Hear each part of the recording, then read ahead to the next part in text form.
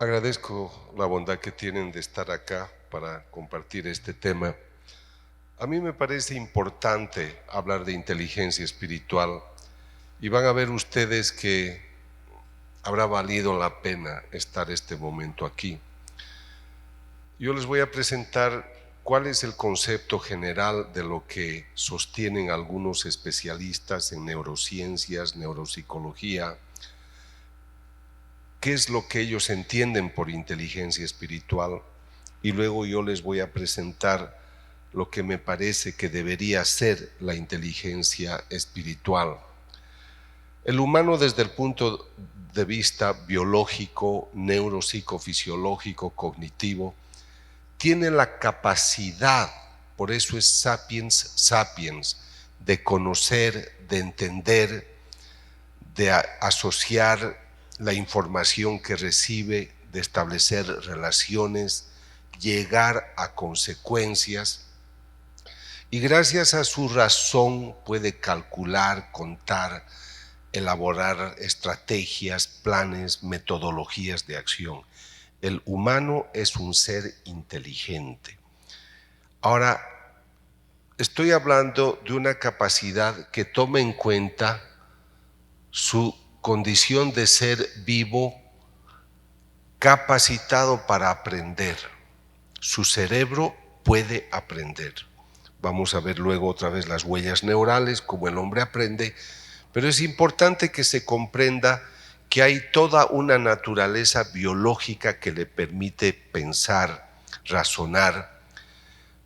Ustedes conocen animales que son muy inteligentes, pero no tienen las bases biológicas para poder hablar. Tenemos animales inteligentes como los delfines, los caballos, los perros o el cerdo. El cerdo es mucho más inteligente que los otros animales, solo que como no es muy simpático, aunque se maquille, nadie lo quiere tener en su casa.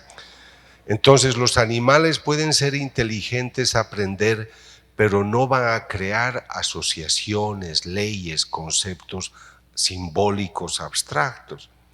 Entonces el humano tiene una naturaleza biológica que le permite aprender. Cuando nosotros estudiamos el cerebro con tomografías a positrón, podemos ver cómo se activa un cerebro cuando la persona está pensando de manera profunda y compleja. Entonces, la inteligencia es una facultad de la mente que le permite aprender, entender, razonar, tomar decisiones, formarse una idea determinada de la realidad, orientando su voluntad de acuerdo a los objetivos. Soy inteligente y puedo decidir lo que hago. O sea, nuestra inteligencia tiene potenciales extraordinarios. Miren, semejante mole que es un avión de toneladas y puede volar, un barco de metal tan extraordinario, un buque guerra y puede flotar. Entonces, miren cuántas cosas el hombre puede hacer gracias a esa inteligencia, y la capacidad de razonar, la organización de su inteligencia le permite hacer ciencia. Es el conocimiento sistematizado, elaborado mediante observaciones, razonamientos, pruebas experimentales, metódicamente organizadas. Gracias a ello, él puede hacer leyes, puede investigar, puede generalizar en partir de una hipótesis y confirmarla o no.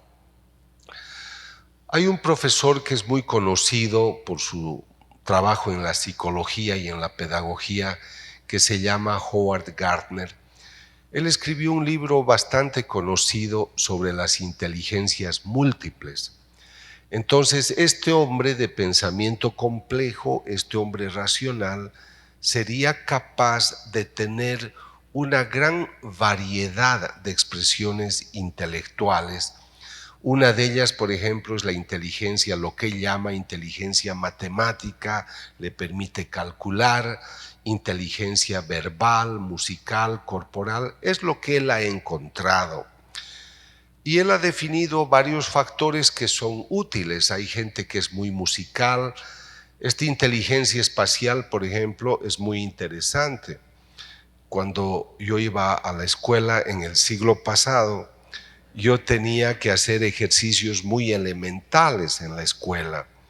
Hoy los niños van con sus iPad, con su iPod, con su compu y hacen otras cosas. Porque la inteligencia espacial ya no es una inteligencia tan concreta como la nuestra. Tomábamos un lápiz, teníamos los colores y empezábamos a dibujar. Yo tengo casos muy extraños de jóvenes que no hablan el inglés, pero son tan diestros en la tecnología que cuando compramos un equipo y hay que armarlo, y ellos tienen que armarlo, ellos empiezan a leer en inglés y arman el aparato, pero no hablan inglés. Yo hablo el inglés y no entiendo nada. Entonces, esta inteligencia espacial es interesante. Los hijos de ustedes, los nietos, se están formando en una capacidad de pensar tridimensionalmente.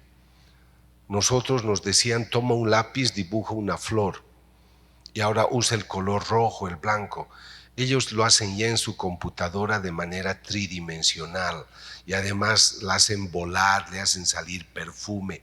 Entonces la inteligencia espacial es muy compleja, por eso a sus hijos acostúmbrense siempre a estimularlos, a preguntarles qué has hecho, qué vas a hacer, a qué puedes llegar con lo que tú tienes. Hay que estimular mucho porque ellos hoy están muy capacitados en pensar en muchas cosas a la vez y eso se llama inteligencia espacial. Entonces el profesor Gardner clasificó estos elementos, estas facultades y habló de inteligencias múltiples. Entonces apareció un profesor que se llama Daniel Goleman, que estudiaba periodismo, era psicólogo, y él propuso el concepto de inteligencia emocional. La inteligencia emocional, vean que él está partiendo ya de otro criterio. Dice, así como hay inteligencias matemáticas, lingüísticas, hay otra que es emocional. Ahora, es importante lo que él ha propuesto. Dice, tenemos que valorar nuestras emociones. Si tú amas la literatura, esfuérzate y vas a tener grandes logros. Si tú odias los números, no te metas a hacer números porque no vas a ser creativo. En cambio, si tú tienes un concepto positivo sobre algo, tú puedes hacerlo. Ahora, podría ser que alguien diga, no me gustan las matemáticas, pero me voy a esforzar porque quiero llegar a tal objetivo. Entonces, es verdad, pero cuando tú trabajas y quieres niveles de alto rendimiento, es muy importante que tú quieras hacer algo, que tengas una actitud muy positiva.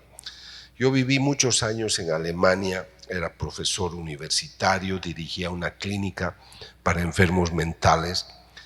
Y en la Universidad de Mainz, que era una universidad muy famosa para la física, tenían 80 profesores y 6 alumnos de física. Entonces ellos se preguntaban por qué nadie quiere estudiar física. Y nosotros como neuropsicólogos, estudiosos de la conducta, podíamos ayudarles a entender qué sucede. Resulta que los jóvenes, les hablo ya de los años 80, 90, ya no querían estudiar muchos años.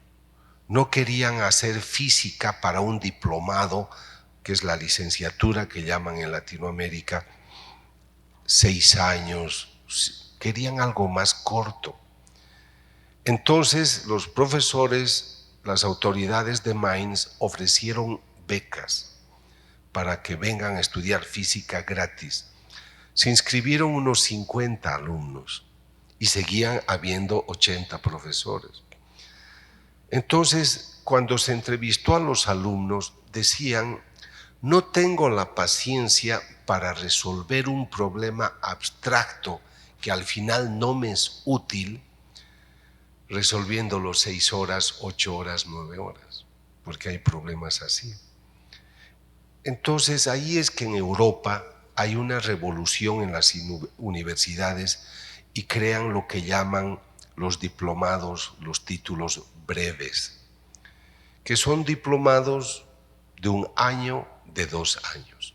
Igual si quieres haces licenciatura y doctorado, pero la mayor parte de la gente quiere algo muy concreto, porque prefieren funcionar. Necesito ganar dinero, quiero producir. Entonces las personas se hacen muy concretas, pero aman lo que quieren hacer. Entonces la inteligencia emocional lo que hace es determinar en qué tú te sientes más motivado para hacer algo, qué te entusiasma, porque cuando estás motivado te haces más creativo. Hay un neuroquímico en el cerebro que es la dopamina, que cuando estás de muy buen humor, estás contento y feliz, activas mucha dopamina, pero la dopamina también se activa dentro del lóbulo prefrontal y te hace más lúcido, creativo e intelectual. Entonces ellos dicen, si usas este sistema que se llama sistema límbico, tú vas a tener mucho agrado por lo que haces, eso y te va a motivar y te va a hacer más creativo. Ahora, como eres una persona que empieza a regular la vida emocional, aunque te vaya mal en tus experimentos, los vas a repetir, porque amas la causa. Es lo que le ocurrió a Tomás Alva Edison, que entrenó 4000 veces antes de tener un bombillo de luz. Y es lo que ocurre. Yo he tardado 17 años para escribir el libro Cuando la palabra hiere, y 7 años y medio para Cuando la palabra sana, porque había que demostrar qué sucede en el cerebro cuando la palabra impacta una neurona o crea un circuito bioeléctrico. Entonces a veces hay frustraciones, hay problemas, pero tú puedes soportarlo mejor si estás convencido de que eso vale la pena. Ahora, en la estructura prefrontal inteligente, aparte de esta tenemos la emocional y tenemos esta otra instintiva. Yo quiero conquistar el mundo, quiero estudiar. Sí, pero tienes que hacer 5 años de universidad. Ah, pero no quiero esperar tanto tiempo. Porque eres emocional, eres instintivo e impaciente. Cuando uno es instintivo, es muy carnal, muy práctico, muy concreto, todo lo quiere ese momento. Entonces, una persona muy primaria, carnal, instintiva, no es paciente, porque la carne es estímulo-respuesta. Quisiera que te cases conmigo, dame un tiempo para pensarlo. No, ¿me dices ahora o nunca? Entonces, justamente vean, eso es lo que ocurre cuando uno es muy instintivo. Entonces, este instinto se frustra muy rápido si no llega a un resultado. Por eso es de que la capacidad inteligente, porque amas lo que haces, te enseña a controlar el impulso. Empiezas a valorar mejor tus resultados. No has llegado al gran resultado, pero no te ha ido mal todavía. Estás caminando poco a poco. Entonces, como tú tienes un objetivo, a pesar de que los progresos no son grandes, no te pagan mucho dinero, no has descubierto lo que buscabas, pero estás en camino y te sabes conformar con lo que tienes. A veces te angustias, no escribes lo bonito. Yo he conocido muchos autores, sobre todo en literatura, que han quemado sus libros, los han roto. O un profesor muy famoso, filósofo, literato en Italia, Cesare Pavese, que él creó un pensamiento filosófico importante, se arrojó de una azotea y como no funcionaba, pues, o sea, como no veía los resultados que él esperaba, se frustraba.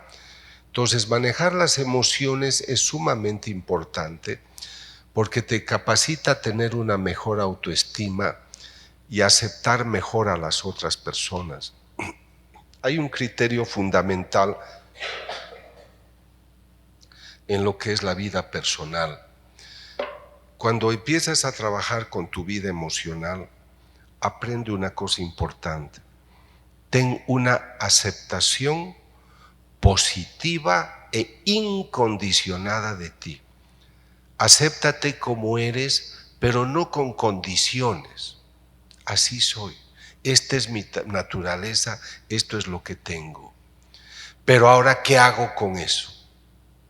Está bien, tienes debilidades, eres imprudente, acéptate, pero tienes que trabajar para mejorar. Un día, llegó una paciente a mi consultorio de unos 27, 28 años, era graduada en economía, y al pasar por el corredor del departamento donde ella vivía con sus papás, escucha que el papá le dice a su esposa, sin darse cuenta que la hija está escuchando, pero ella también solo pasaba, era casual. Le dice el marido, ¿qué vamos a hacer con nuestra hija tan feíta que nos ha salido? Tiene 27 años, se ha graduado de la universidad hace 2 años y jamás una persona la ha invitado. Y la mamá tiene razón, qué feíta nos ha salido. Y la hija escuchó. Entonces, cuando yo tengo esta persona en mi consultorio, tengo un escritorio, hay una silla, un sillón para los pacientes, y pregunto, ¿cuál es la causa de su consulta? ¿Cuál es la razón de su consulta? Entonces ella se para, joven, profesional, autoritaria, frustrada, enojada, se pone delante de mí y golpea la mesa. Míreme bien, doctor Castañón, pero míreme muy bien. Sí, la veo. Soy fea, ¿verdad? Es dramático. Yo la veo, no era fea, era horrible. Sí.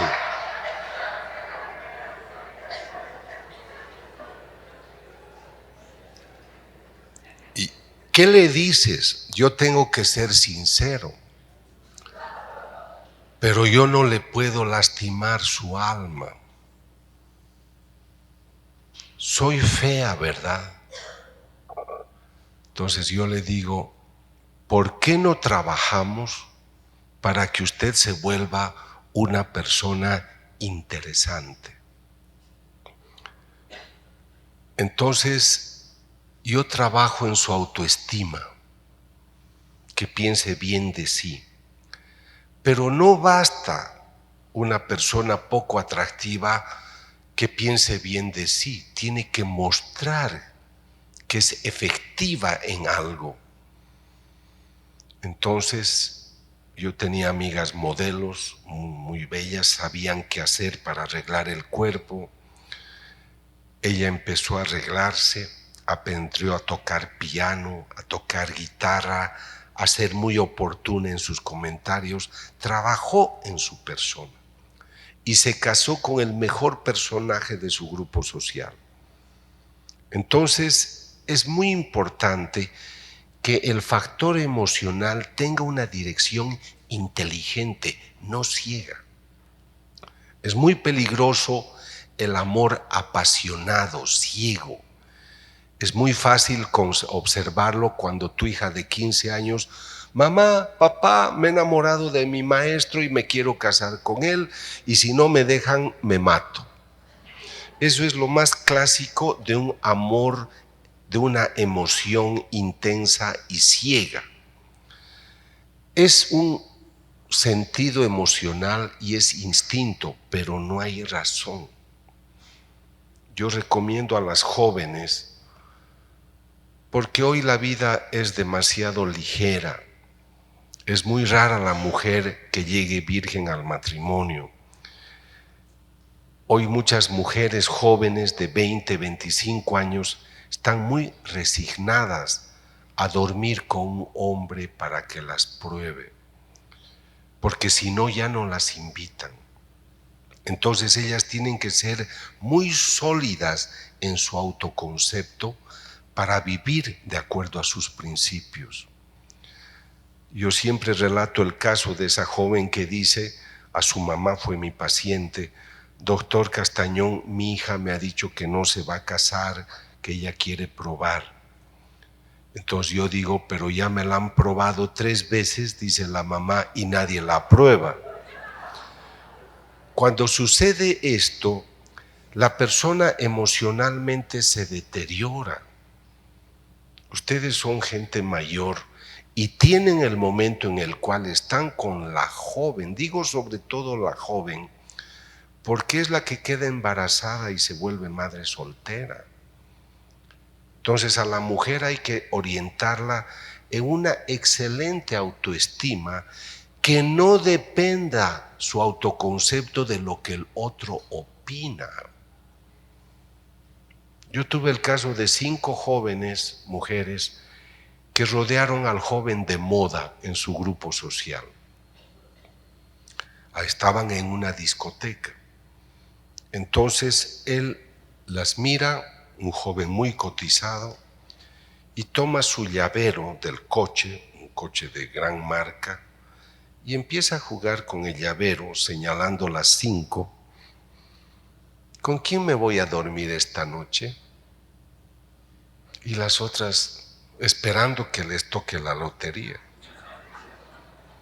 Pero una muy apresurada: conmigo, dice. Y él la mira y le dice: contigo ni muerto, ni necesitado, ni en emergencia.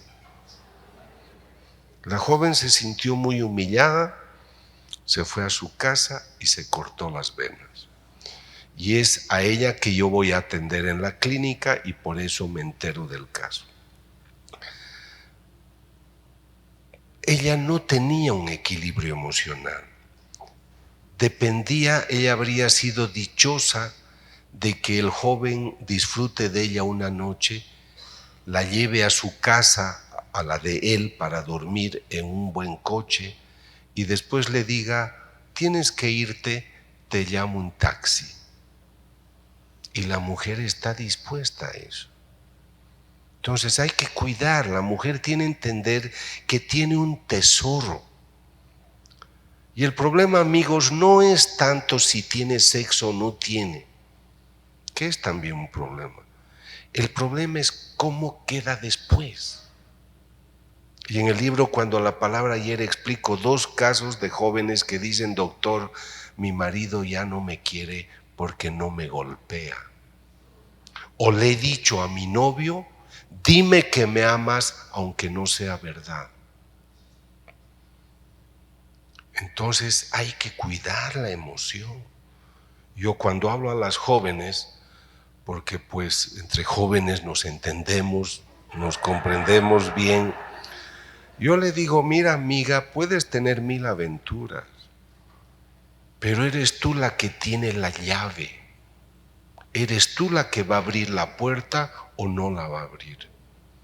Eres tú la que va a cuidar que el hombre te respete o no. Pero si tú toleras y te haces rebajar, vas a sufrir las consecuencias.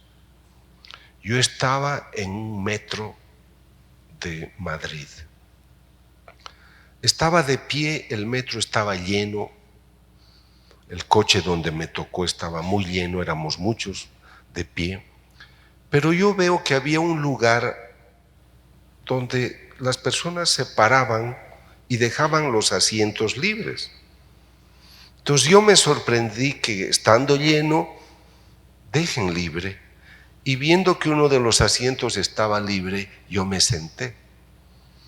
Pero comprendí por qué todos se levantaban. Porque al frente, ustedes saben, los metros son pequeñitos, habían 2 jóvenes con una señorita de unos 23 años, y le levantaban la camiseta y le tocaban el pecho. Y él, que supuestamente era el enamorado, le decía a su amigo: ahora te toca a ti. Y el otro la acariciaba Y cuando yo la miré, ella estaba llorando. Entonces seguramente ella quería al hombre, pero ella no tenía la razón para decir: yo no te permito esto y no te animes jamás a llamarme otra vez. Entonces la persona amiga, la persona que te ama, te tiene que ayudar a crecer. Yo no quiero un amante, un amigo que me mete un cuchillo por la espalda, pero soy yo el que debe administrar eso. Pero no lo puedes hacer si tú no tienes el equilibrio emocional. Estoy en Madrid y veo una pelea, una discusión callejera. El hombre tiene unos 60 años, la joven la veo de lejos, pero gritan. Pero forcejeando se caen los dos. Yo me acerco para ayudarla a la joven y veo que es una joven latinoamericana. Entonces, mientras yo la levanto, le digo: ¿por qué permites esto?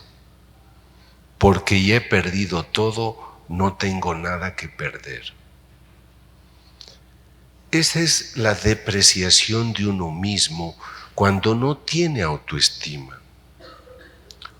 O cuando tiene una autoestima que depende de los demás. Y un problema muy latino nuestro es la susceptibilidad. Como no me has invitado, como no me has tomado en cuenta, como no esto, perturbo muchas cosas. Porque tú estás dependiendo en las cosas de otros y no de lo que tú puedes hacer. Entonces la inteligencia emocional es sumamente importante, ha dado muchos frutos en la empresa, en la industria, en la autoestima, y el modelo que ha presentado Daniel Goleman creo que ha sido sumamente importante y es inspirado en el tema de la inteligencia múltiple de Gardner, en la inteligencia emocional de Goleman, que algunos profesores empezaron a hablar de lo que se llama la inteligencia espiritual. Ahora, cuando estudian la inteligencia espiritual, ellos lo que están haciendo es estudiar el contexto biológico, natural. Van a hablar de naturaleza espiritual, pero yo les explicaré luego qué es lo que ellos van entendiendo de inteligencia espiritual. El cerebro aprende, el cerebro tiene una naturaleza biológica frontal. Lo más fino e inteligente de nuestro cerebro es el lóbulo frontal.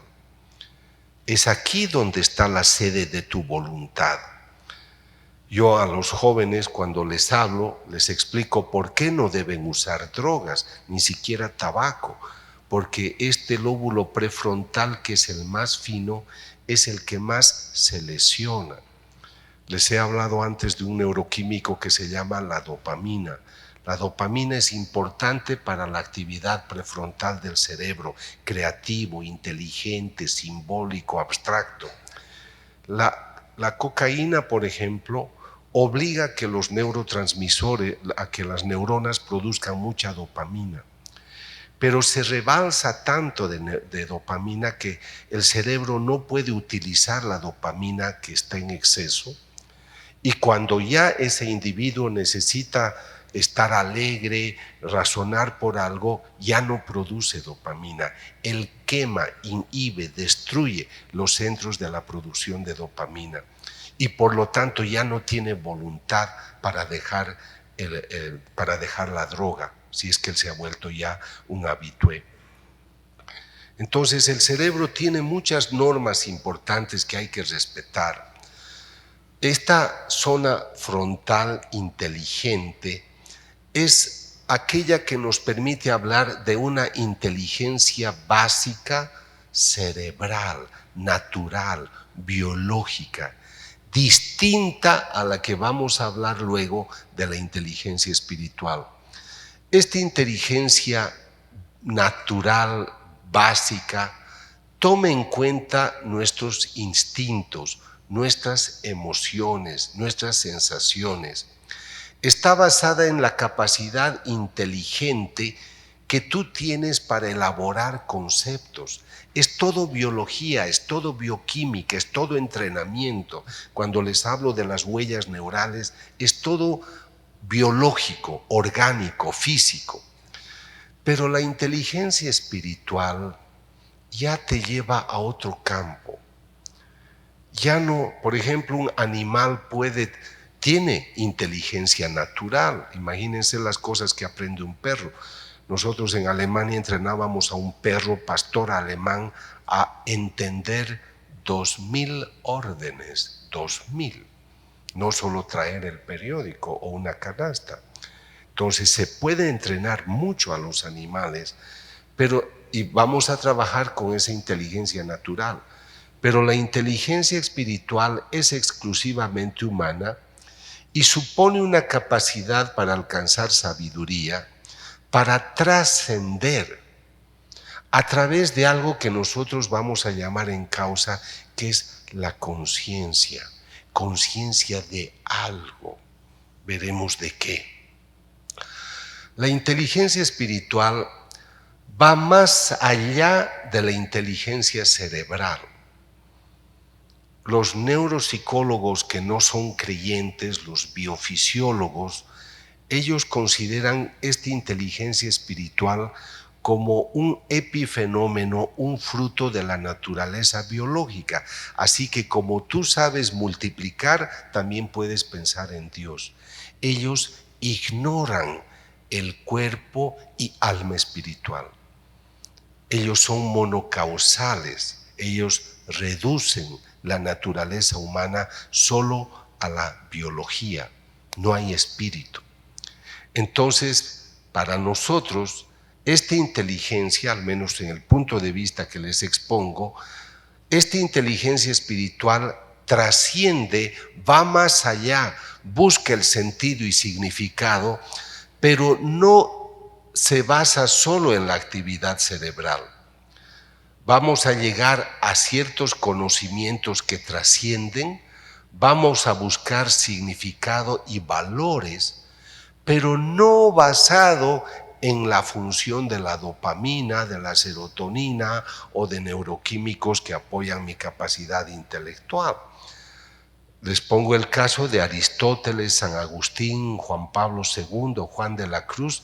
Estos son personajes que se elevaron en la conquista de esa inteligencia espiritual. A mí me ha gustado mucho la figura de Mahatma Gandhi, de Martin Luther King, de Nelson Mandela. Nelson Mandela va a la cárcel porque realmente él era un hombre que quería revolucionar Sudáfrica basado en la violencia. Y él fue uno de los que puso una bomba y murieron 20, 25 policías, los mató. O sea que no ha sido una persecución ciega, él era culpable. Entonces va a la cárcel y conoce la vida de Mahatma Gandhi. Y lee que Gandhi se interesó por Cristo cuando leyó Mateo 5, el capítulo 5 de San Mateo, capítulo 1 y siguientes, sobre las bienaventuranzas. Bienaventurado el manso, el pobre, el humilde. Eso le tocó. Y cuando Nelson Mandela lee la vida de Gandhi, se impresiona.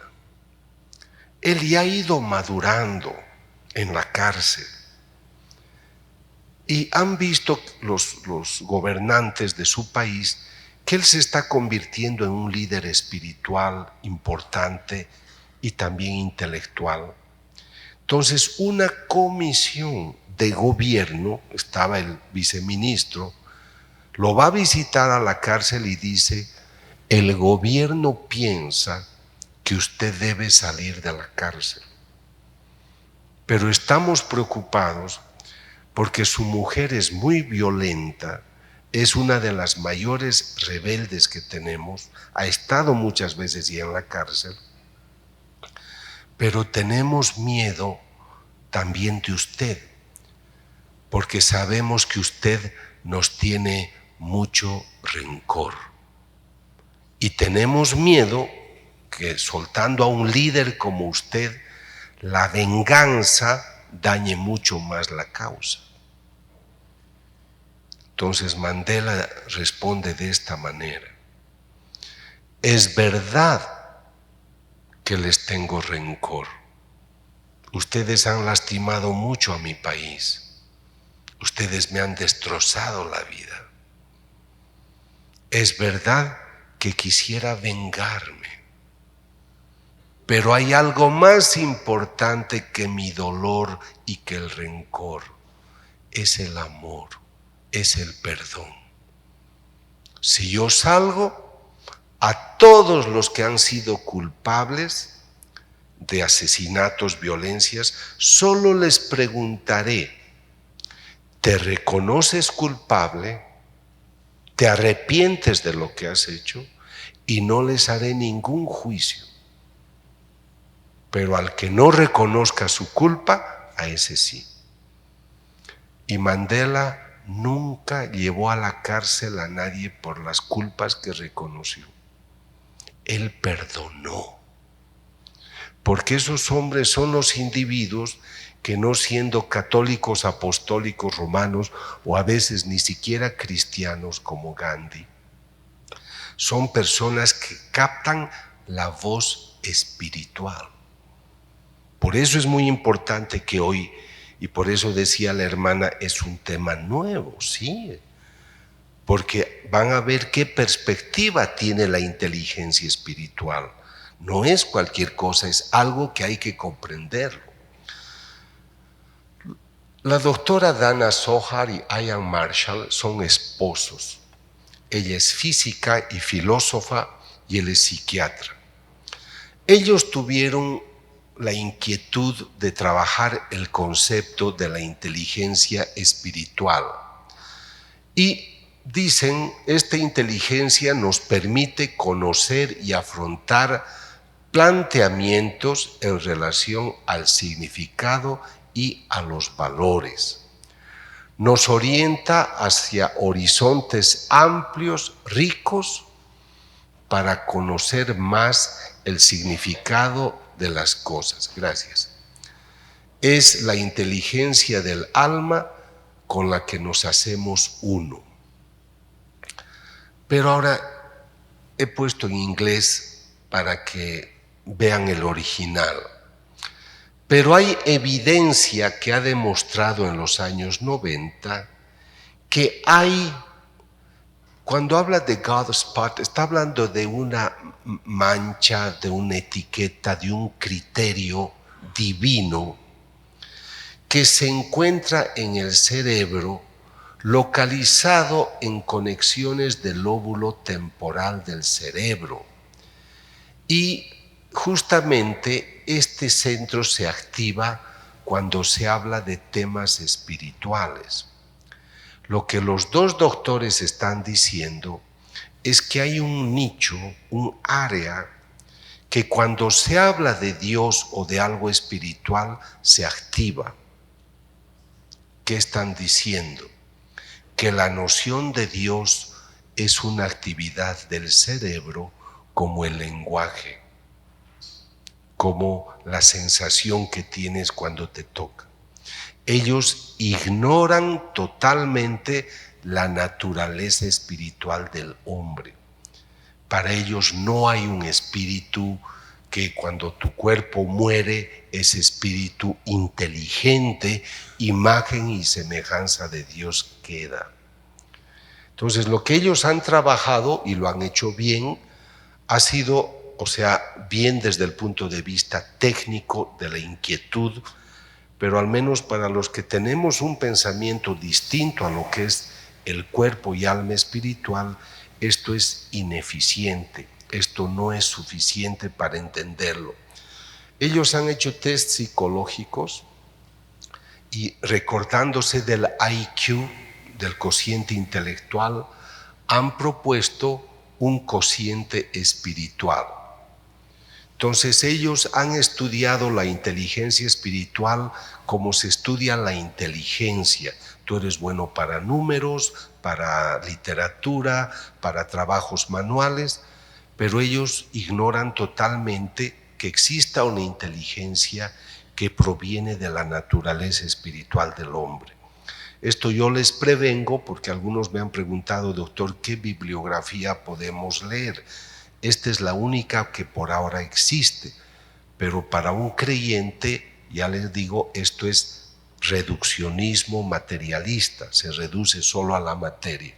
En todo caso, iluminan el concepto de que las personas que tienen alto cociente espiritual son personas flexibles, personas conscientes de lo que hacen, saben afrontar los problemas y el sufrimiento, saben trascender el dolor, tienen una capacidad que se inspira en una visión espiritual y en valores. Son generosas, pueden hacer algo, servir a la gente, rechazan ser causa de mal, piensan no solo en sí mismos, sino en los demás. Se preguntan sobre el porqué de las cosas, buscan respuestas, saben afrontar cosas, aunque vayan contracorriente, son personas que quieren servir y son personas líderes. Este sería un perfil, por ejemplo, de alguien que diga, quiero ser del discipulado, quiero ser sacerdote, religiosa, médico, quiero servir a la gente. Entonces es un perfil útil, pero no se olviden que para ellos brota solamente, insisto en la palabra, es un epifenómeno, un fruto, una consecuencia de la actividad cerebral. Ahora vean un poco más lo que ellos dicen. En todas las culturas siempre alguien se comunica con Dios y con los espíritus, buenos o malos. El neuropsicólogo Persinger ha experimentado a Dios la primera vez cuando él aplicó equipos, son bioeléctricos, registran con electroencefalograma, y al estimular el lóbulo temporal del cerebro, la gente tenía experiencias espirituales y místicas. O sea que para ellos tú le enchufas a 220 voltios el cerebro y te has vuelto religioso. O sea, para ellos la experiencia espiritual brota de ello. Repito, en el ambiente científico nadie les va a discutir, porque han hecho un intento, como se ha estudiado la inteligencia emocional, así también se quiere estudiar la inteligencia espiritual. Las investigaciones unen las experiencias místicas con una gran capacidad de creatividad, pero eso también se debe a que el lóbulo temporal se activa más y hay también una correlación con los locos, con los esquizofrénicos, con los depresivos, y por eso estos, no ellos, pero profesores de su línea, dicen que San Pablo, cuando habló de que vio a Cristo, tuvo una alucinación. Y que si se cayó del caballo, la Biblia no dice que cayó del caballo, pero si es que él tuvo una caída, dicen que es porque tuvo un ataque epiléptico. Entonces, desde este punto de vista, para ellos la inteligencia espiritual brota uno del cerebro con el riesgo de que pierdas la noción. Y hay un profesor, pueden controlar por internet, se llama Sam Harris. Sam Harris ha escrito un libro que se llama The End of Faith, el fin de la fe. Él no ama ninguna religión, pero hay una página del libro El fin de la fe en la que dice esto. Cuando vemos una persona que se ocupa demasiado por la religión, decimos que es una persona fanática. Pero si hay una persona que ya exagera en su vida religiosa, decimos que está demente. ¿Cómo no van a estar demente aquellas personas que dicen que Cristo está en una galletita hecha de masa? Tienen que estar locos, porque dicen que se comen el cuerpo de su Señor y que cuando toman el vino, toman su sangre. Así que, querido lector, dice que es un neurocientífico de la Universidad de Stanford, dice, así que esta noche toma tu mejor burgundy, tu vinito, di unas palabras en latín y te vas a tomar la sangre de Cristo.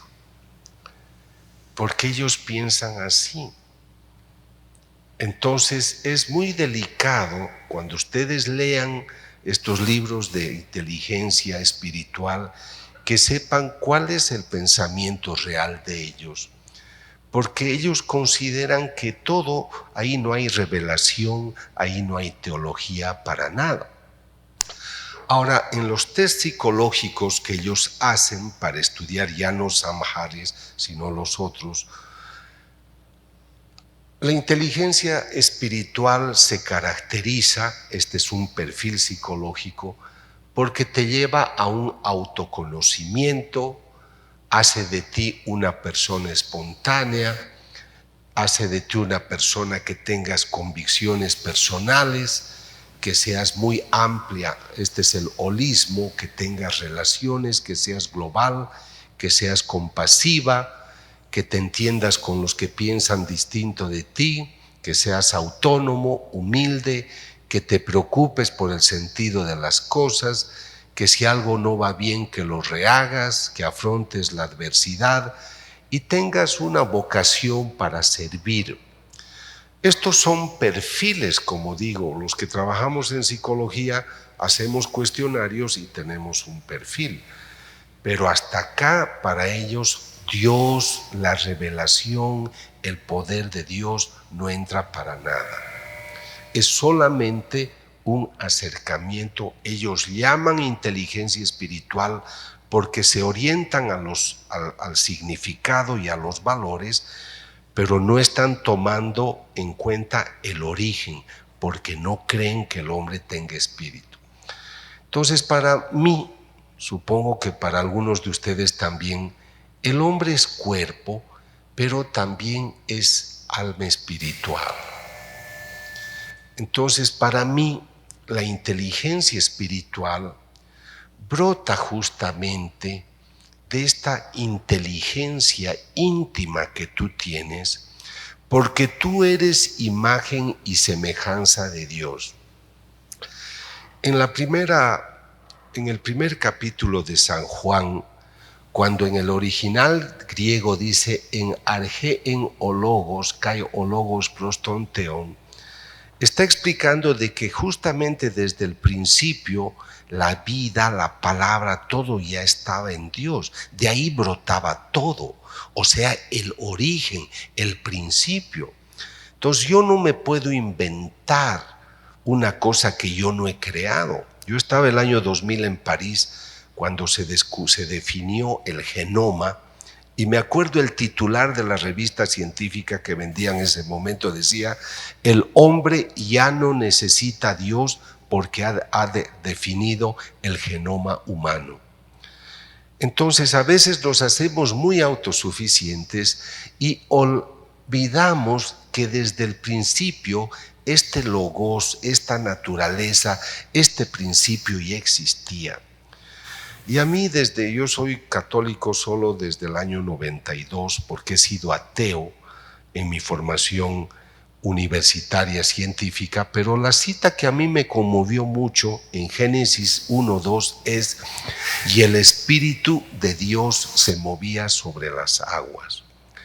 O sea, lo que yo les voy a proponer hoy Les voy a demostrar que la naturaleza espiritual existe, independientemente de lo que hace tu cerebro desde un punto de vista bioquímico o fisiológico. Y te voy a demostrar que realmente es plausible que Dios cree al hombre. Y el momento en el cual en el Génesis 1:26 dice, y Dios crea al hombre y lo hace a su imagen y semejanza. Cuando habla de su imagen y semejanza, obviamente no está hablando de la naturaleza biológica, sino de la naturaleza espiritual. Y al hombre le sopla esa imagen. Por lo tanto, ustedes tienen algo de esa naturaleza espiritual. Ahora, tú eres razón, eres emoción, eres instinto, pero yo no sé lo que has aprendido. Un comunista que ha vivido en Rusia, una persona que ha vivido en un ambiente lejos de cualquier principio religioso, no tiene la noción de la Santísima Trinidad. Entonces Dios sopla al hombre, le da su imagen y semejanza, pero este humano aprende una cultura. Mis profesores, Jean-Paul Sartre, yo aprendí de él el existencialismo ateo y me hice ateo. Mi profesora Levi Montalcini, premio Nobel de Medicina, pensar que el hombre tenga alma espiritual es una ingenuidad. Ah, la profesora lo ha dicho, yo le creo. Y me vuelvo ateo en 24 horas. Porque mi pensamiento está sometido al aprendizaje, a las influencias de los demás. Por eso estos encuentros yo siempre me pregunto y digo, ¿y dónde están los jóvenes? ¿Por qué el joven de 20 años, de 22 años, 23, no tiene esa pasión por el tema espiritual? Porque él está más con esto. Y creen que lo espiritual está para los mayorcitos. Entonces, lo que yo tengo que pensar es, ¿qué he aprendido? Esto del aprendizaje es serio. Escuchen bien una definición. Es del Catecismo de la Iglesia, numerales 150 a 153. La fe es una adhesión libre y voluntaria a la verdad revelada porque confío en quien la ha revelado. Dios, sus profetas, a su iglesia. Entonces yo digo, un joven me decía en otro país, doctor, yo no tengo fe porque Dios no me la dio, no me la regaló. Dios desde el momento que te sopló y te dio su imagen y semejanza, te dio todos los rudimentos para creer. Por eso en el pasado dijeron, el sol es mi Dios, en México Quetzalcóatl, o en tal lugar el Inti, el sol, las serpientes. Hemos tenido algo que se llama la religación, lo dice el teólogo Otto. Tenemos algo que nos hace pensar en lo extraordinario. Porque tenemos algo espiritual, es ese soplo. Pero te da la fe confiando en que tú con tu cultura y a tu aprendizaje hagas crecer tu fe. Los papás tendrían que educar a sus hijos en la fe. Entonces es fundamental que las personas empiecen a entender, ¿tienes fe o no tienes fe? Entonces, ¿qué es lo que tú has aprendido? Nosotros tenemos una capacidad para aprender y afortunadamente gracias a toda esta tecnología moderna podemos estudiar el cerebro en vivo.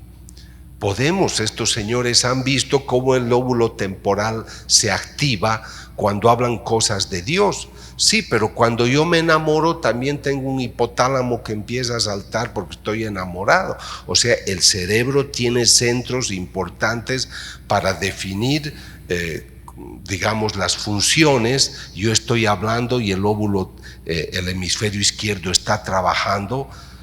El cuerpo del hombre para manifestarse necesita áreas específicas.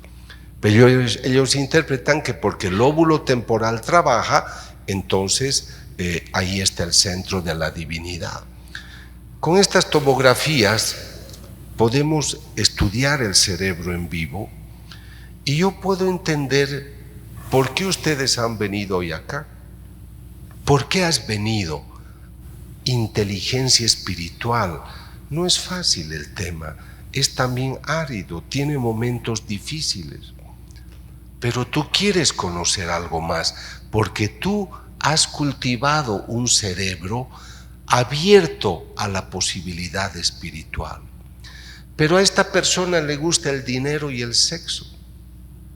Entonces a esta persona no le interesa el tema espiritual. Por eso se va a aburrir. Tengo un amigo que es un gran orador, Marino Restrepo se llama, y él es muy severo en el tema moral. Y cuando empieza a hablar de moral, la gente se va, porque no quieren escuchar de moral. Entonces es muy importante entender, yo siempre digo, el cerebro es como un paracaídas, solo sirve si se abre. Entonces ábrete, forma tu cerebro. Cuando yo estudié las imágenes sangrantes, yo no era creyente, pero la gente hablaba sin saber. Es un invento, es un cuento, lo hacen por dinero.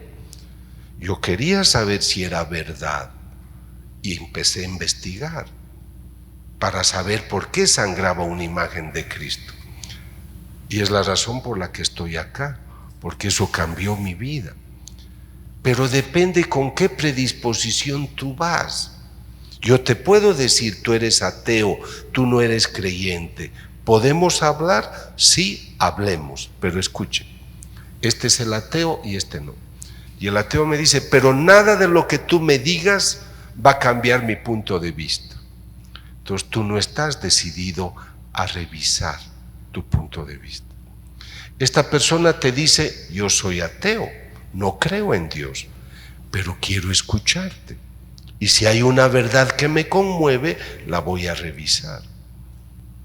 Por eso es importante que conozcamos cómo nos estructuramos. Es importante que tu mente sea flexible. Si tú le das un pequeño espacio a tu naturaleza espiritual, vas a ser flexible, vas a ser más consciente y vas a desarrollar una capacidad de ser inspirado en una visión espiritual de las cosas. Hay muchas personas que no creen en Dios, pero son muy caritativas, porque esas personas escuchan su voz espiritual, porque hay una naturaleza espiritual que habla, y yo les voy a demostrar que esa naturaleza espiritual existe y se manifiesta. Nosotros tenemos una capacidad neural importante. Las neuronas reciben información, la información se transmite por impulsos eléctricos de una neurona a otra. Para pasar, pero de una terminal a otra, necesita una ayuda bioquímica, pero toda la información forma redes neurales. Uno de los premios Nobel de química que han dado el premio es a uno que ha descubierto este método para hacer rastreamiento fluorescente. Esto no se puede ver a ojo desnudo. Para hacer esto nosotros tenemos que usar sistemas de fluorescencia que permitan rastrear la información. Entonces, ¿qué es lo que yo puedo descubrir gracias a esta información? Que yo te estoy dando una información y la información que tú recibes va a ser asimilada por el cerebro y al final va a quedar una huella y tú te vas a comportar de acuerdo a esa huella. Ustedes me acaban de conocer, dicen, él es el doctor Castañón Ricardo. Sí, es él. Mañana ustedes pasean por la plaza principal con sus hijos y dicen, hijitos, miren, ven, ese joven es el doctor Castañón. Ayer lo conocí, porque tú has hecho huella. Entonces, ¿por qué dice que la fe tienes que cultivarla? Porque si tú te informas, tu fe va a crecer. No es solo un tema espiritual.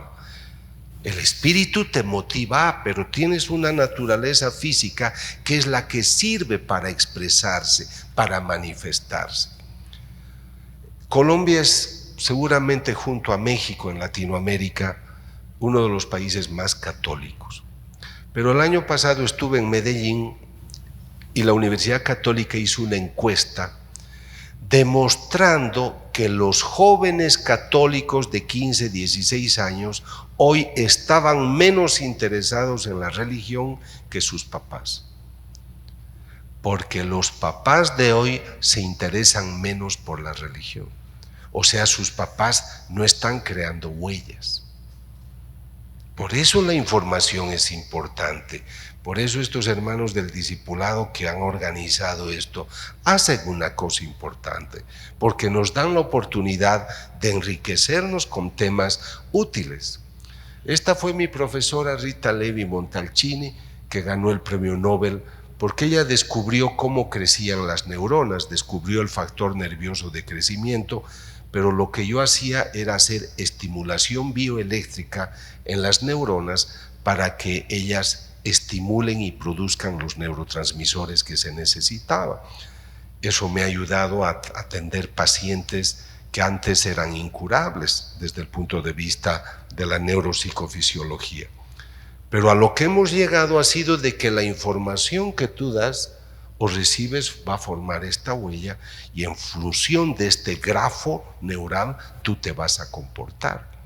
Entonces la persona moral, la persona honesta, la persona que dice yo no quiero mentir, la persona puntual ha aprendido un sistema de valores, no solo porque es un concepto abstracto, sino porque los ha ejercitado y ha hecho una huella.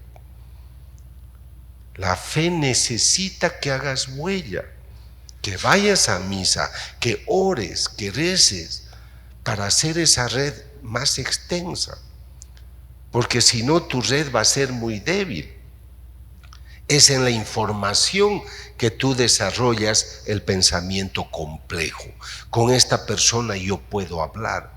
Ayer hablando del estrés recomendaba que los educadores, los padres de familia expliquen, den razones por qué hago una cosa de una manera, porque entonces yo estoy creando pensamiento complejo.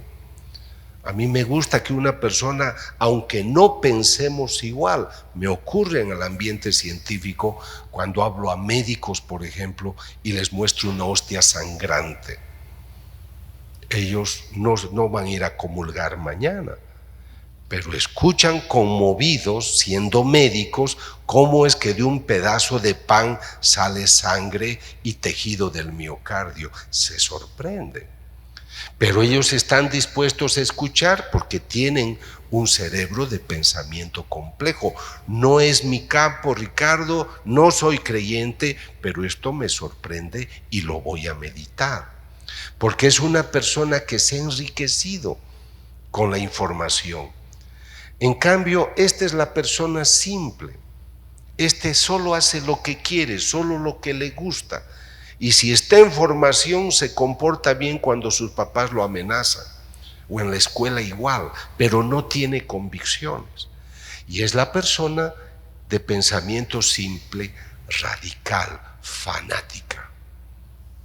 Voy a hablar contigo sobre el tema de la hostia, pero en mí no va a cambiar nada, así que ni sueñes en cambiarme, porque no estás dispuesto. Y ese es el materialismo reduccionista, aún en el campo de la ciencia, cuando dice que la única verdad es la que tocas, pesas y mides. Entonces, si la verdad no viene del laboratorio, nadie va a creer en esa verdad, nadie va a creer en la verdad. Si te hago un corte de tejido en tu cerebro, voy a encontrar estos puntos de convergencia, que es donde están las huellas. Si aquí hay un pianista, hay una pianista y poetisa, cuando toca piano, los centros motores son huellas gigantescas, porque así como uno hace músculo, entonces el ejercicio también en el cerebro forma estas huellas. Entonces, si queremos enriquecernos, debemos formar estas huellas neurales. ¿Conocen a mi amiga? Digan en voz alta quién es. Angelina Jolie. Ahora mírenla, por favor.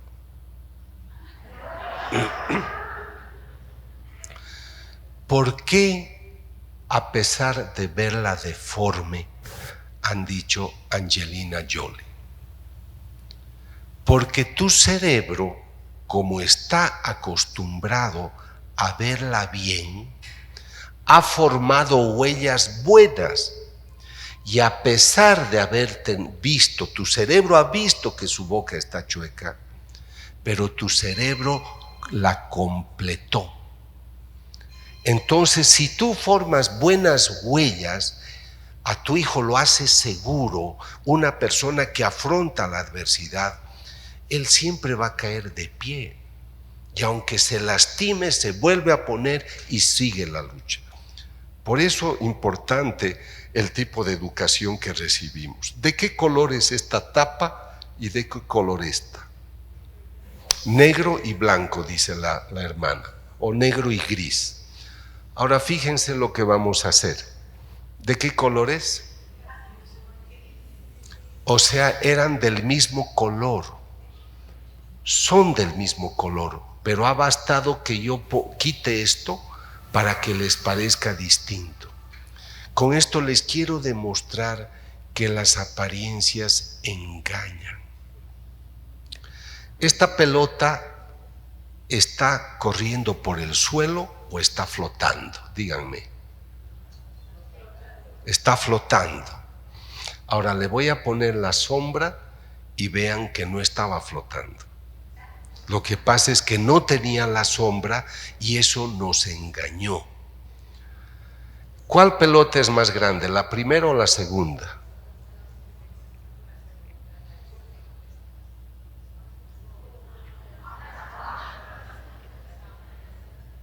Vean acá, la sombra es gris, pero vamos a poner un color púrpura y la sombra se ha vuelto verde. ¿Por qué les muestro todo esto? Quisiera que vean muy bien a este mago. Vean bien y les voy a hacer unas preguntas. Luego descansamos.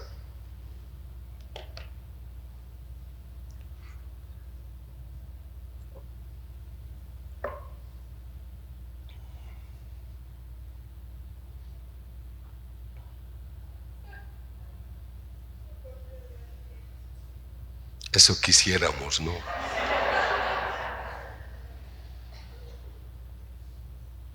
¿De qué color era su sombrero? A ver, tú. Negro. Has dicho negro. ¿Usted? Blanco. ¿Qué más? Dígame. Verde. Ok, verde. Gris. Café. Ahora vean bien. ¿Y por qué has dicho beige? No, no, no se rían, no se rían. No se rían.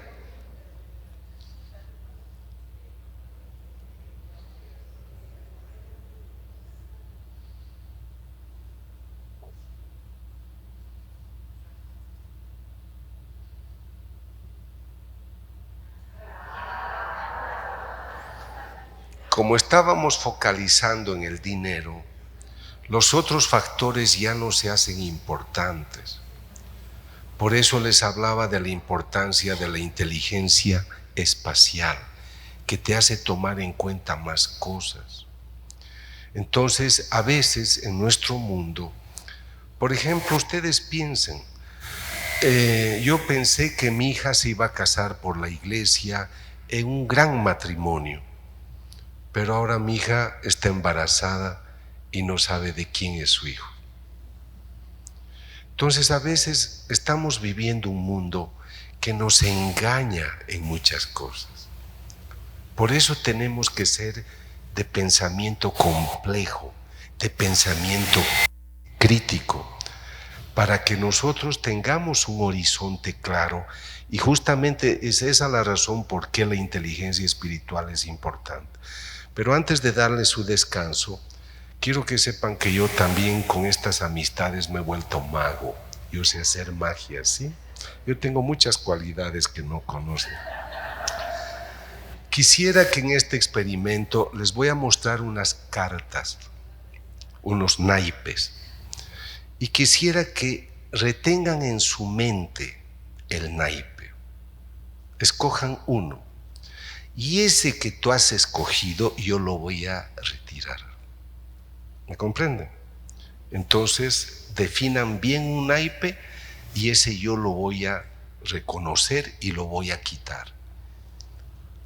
Fíjense, piensen bien. Ahora me voy a concentrar.